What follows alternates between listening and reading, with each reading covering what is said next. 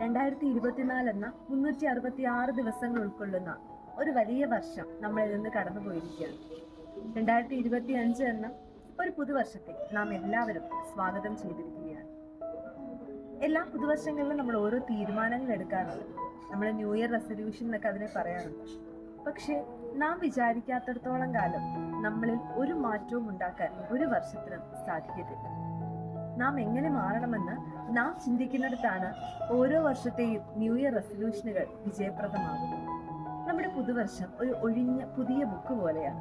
അപ്പൊ അതില് നല്ല ഓർമ്മകൾ എഴുതി ചേർക്കണോ എന്നോ അതോ പഴയ ഓർമ്മകൾ തന്നെ വീണ്ടും എഴുതിയാൽ മതിയോ എന്ന് നാം ആണ് തീരുമാനിക്കേണ്ടത്. സന്തോഷത്തിന്റെ, കാരുണ്യത്തിന്റെ, ദയയുടെ ഒത്തിരി നല്ല അനുഭവങ്ങൾ പുതുവർഷത്തിന്റെ താളുകളിൽ എഴുതി ചേർക്കാൻ കഴിയട്ടെ എന്ന് പ്രാർത്ഥിക്കുന്നു. എല്ലാവർക്കും പുതുവർഷം ആശംസിക്കുന്നു. Good thoughts, good life.